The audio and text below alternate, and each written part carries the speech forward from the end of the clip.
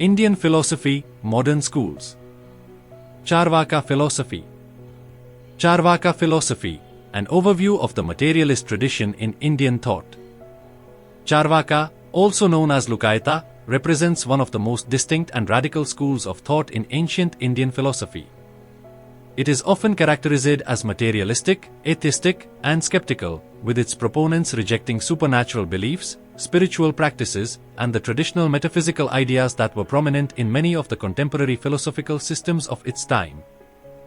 The Charvaka philosophy advocates a worldview centered on direct perception, pratyaksha, as the only valid source of knowledge and emphasizes the pursuit of pleasure and material well-being as the ultimate goals of life. Origins and historical context.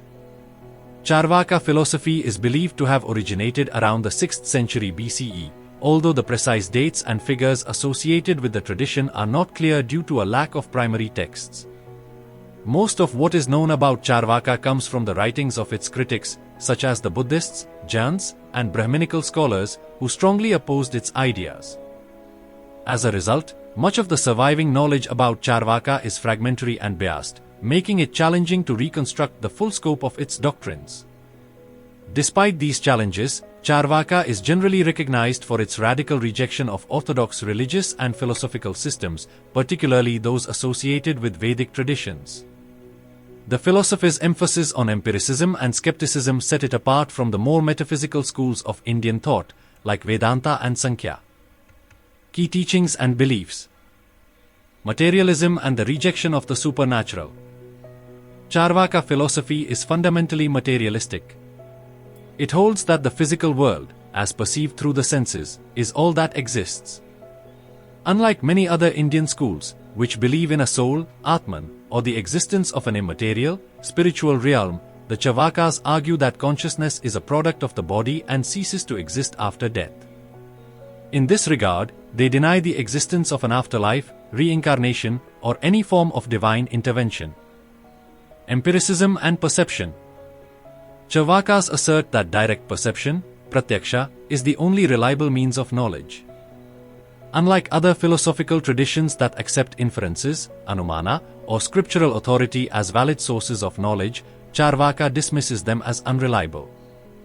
This commitment to perception as the sole basis of knowledge places Charvaka in direct opposition to the Vedanta school, which embraces sacred texts and reasoning. Pleasure and hedonism. One of the central tenets of Charvaka philosophy is that the pursuit of sensual pleasure is the ultimate goal of human life. Since the material world is all that exists and death leads to the cessation of consciousness, the Charvakas argue that people should live their lives to the fullest, enjoying pleasures like food, drink, and companionship. They reject the idea of renunciation or asceticism, which is central to many other Indian philosophical traditions. For Charvakas, life is to be lived for its immediate pleasures, as there is no other existence beyond death. Critique of religion. Charvaka is a staunch critic of religious practices, particularly those based on rituals, sacrifices, and belief in an omnipotent God. The Charvakas contend that religious doctrines are based on superstition and unsupported beliefs. They view religious rituals, such as sacrifices to gods, as meaningless and ineffective in achieving spiritual or material benefits. Answer the questions based on the video. Write a short note on Charvaka philosophy, its origins and historical context. Write a short note on key teachings and beliefs of Charvaka philosophy. Explain the concepts of empiricism and perception in reference to Charvaka philosophy. Explain the concepts of pleasure and hedonism in reference to Charvaka philosophy. Write a short note on critique of Charvaka philosophy. Influence and legacy. Though the Charvaka school eventually faded into obscurity, its influence can still be seen in the history of Indian philosophy. The materialistic ideas of Charvaka have inspired modern scientific thought, and the skepticism toward religious dogma resonates with contemporary debates about religion and science. In addition, the Charvaka tradition's advocacy for a life based on sensory experience and enjoyment can be seen as a precursor to modern secular humanism. Despite being marginalized and criticized, Charvaka philosophy represents a significant chapter in the intellectual history of ancient India. Its emphasis on empiricism, materialism, and rejection of metaphysical abstractions offers a compelling counterpoint to the spiritual and religious philosophies that dominated the time. Charvaka philosophy. Limitations. Charvaka philosophy, with its radical materialism and emphasis on empiricism, offers a unique perspective in the landscape of Indian thought. However, its doctrines has limitations, both in terms of intellectual rigor and practical application. One of the primary criticisms of Charvaka philosophy is its extreme reliance on perception as the sole means of acquiring knowledge. While empirical observation is certainly a cornerstone of scientific inquiry, Charvaka's dismissal of inference and testimony as valid sources of knowledge limits its ability to engage with abstract concepts and deeper metaphysical questions. In a world where many phenomena, such as the laws of physics or historical events, are not immediately perceptible, the Charvaka's rigid empiricism fails to provide a comprehensive framework for understanding reality. Additionally, Charvaka's denial of the soul, Atman, and the afterlife presents challenges from a moral and ethical standpoint. If consciousness is merely a product of the body and ceases with death, the philosophical system lacks a clear foundation for long-term ethical accountability or the cultivation of virtues beyond immediate pleasure. This undermines the development of moral systems based on ideas of reincarnation, karmic consequences, or spiritual evolution, which are central to many other Indian traditions. The hedonistic emphasis in Charvaka philosophy, which prioritizes sensory pleasure as the ultimate goal of life, also faces criticism for being overly simplistic. It does not adequately address the complexities of human experience, such as the pursuit of meaning, personal growth, or altruism, which cannot always be reduced to immediate gratification. Finally, Charvaka's rejection of religious beliefs and practices may be seen as too dismissive of the social, psychological, and cultural roles that religion plays in human life. While it critiques superstition, it does not fully engage with the potential psychological benefits or the social cohesion that religious rituals and beliefs can foster. Charvaka presents a bold materialist worldview. Its limitations lie in its narrow epistemological approach, its ethical implications, and its rejection of the broader human experience beyond sensory pleasure. Answer the questions based on the video. Explain briefly the influence and legacy the Charvaka philosophy has left for future generations. Describe the limitations that Charvaka philosophy suffers from. Buddhist philosophy. Buddhist philosophy, an introduction to core teachings. Buddhist philosophy is a profound and intricate system of thought that seeks to understand the nature of existence, suffering, and the path to enlightenment. Rooted in the teachings of Siddhartha Gautama, the Buddha, who lived in India around the 5th century BCE, it offers a unique perspective on life that has resonated across cultures and millennia. At its heart, Buddhist philosophy addresses the nature of suffering, dukkha, the causes of suffering, and the way to overcome it, all of which form the essence of its core doctrines. The Four Noble Truths. The foundational structure of Buddhist philosophy is built upon the Four Noble Truths, which encapsulate the core of the Buddha's teachings. These truths are: the truth of suffering, dukkha. This truth acknowledges that suffering is an inherent part of life. It is not only physical pain but also the emotional and existential dissatisfaction that comes from impermanence, change, and attachment.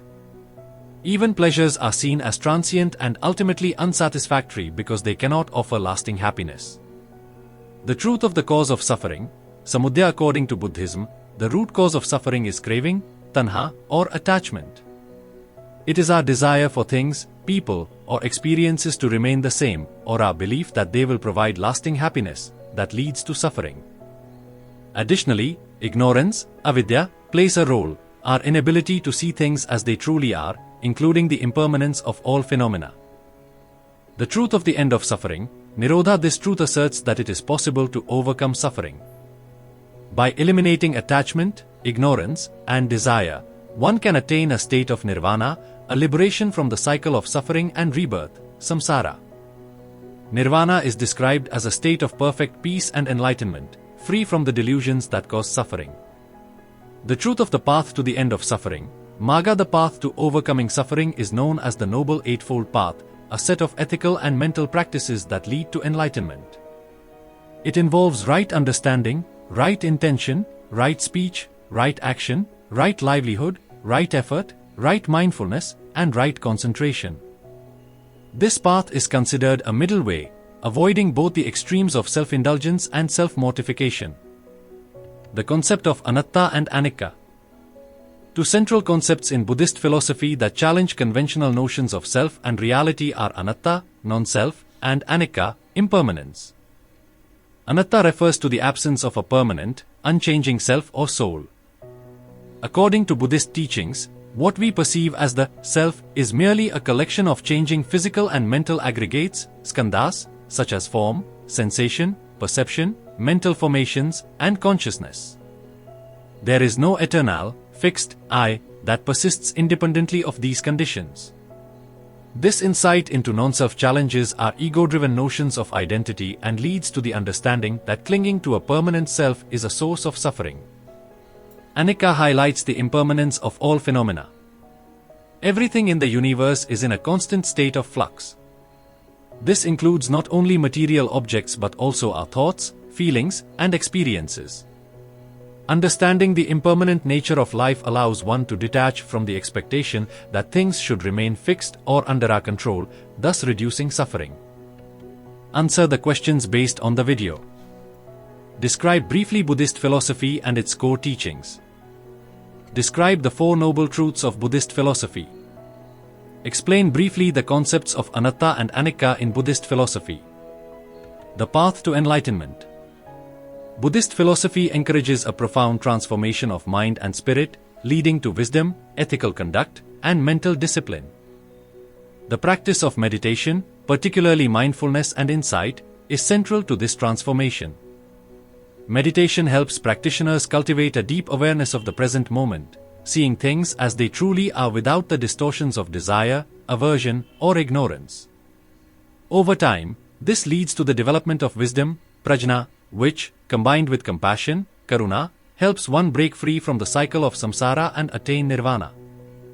Buddhist philosophy offers a comprehensive worldview that seeks to address the root causes of suffering and provides a clear path toward personal liberation. It teaches that by understanding the impermanence of all things, letting go of attachments, and cultivating wisdom and compassion, one can transcend the limitations of ordinary existence and achieve a state of ultimate peace. Its emphasis on mindfulness, ethical conduct, and the interdependence of all beings has made it a transformative and enduring philosophy for countless people around the world. Noble Eightfold Path. The Noble Eightfold Path is a core principle in Buddhist philosophy, outlining the ethical and mental practices that lead to the cessation of suffering and the attainment of enlightenment. It serves as a guide to living a balanced and mindful life, avoiding extremes of indulgence and asceticism. The Eightfold Path consists of the following components.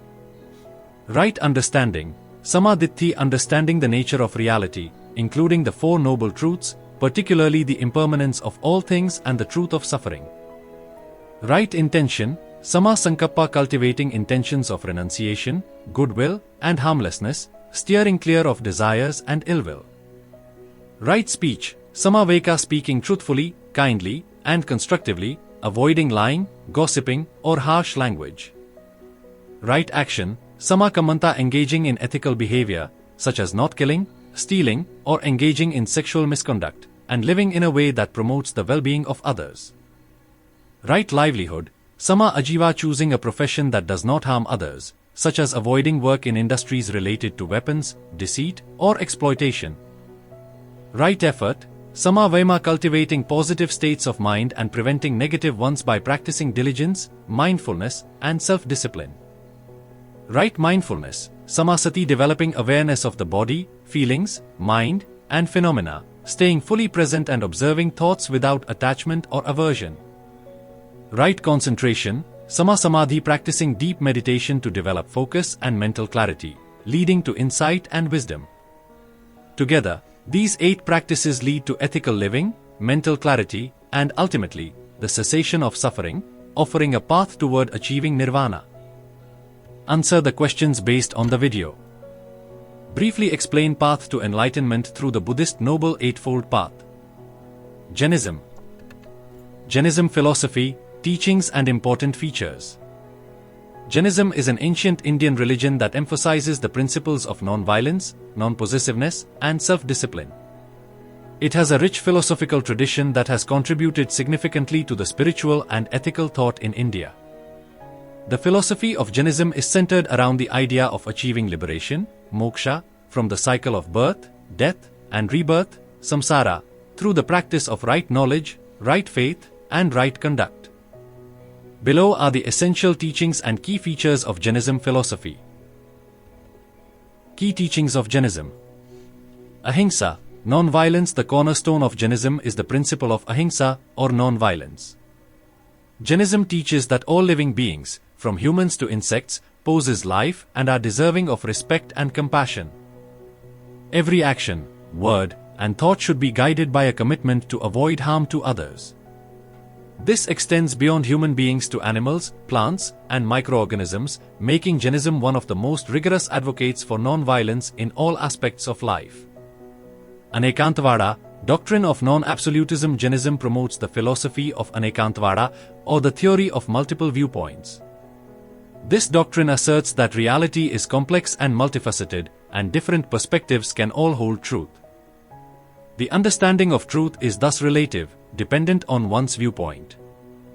This teaching encourages tolerance and acceptance of diverse beliefs and opinions.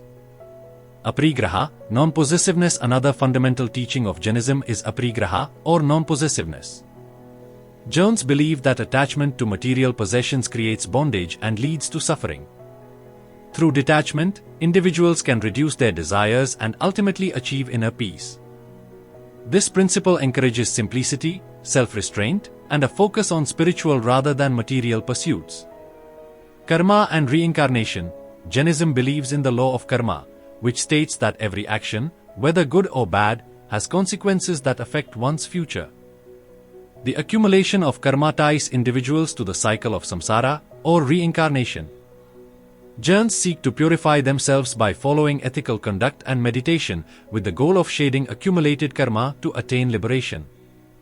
Moksha, liberation. The ultimate goal of Jainism is to achieve moksha, the liberation of the soul from the cycle of birth and rebirth.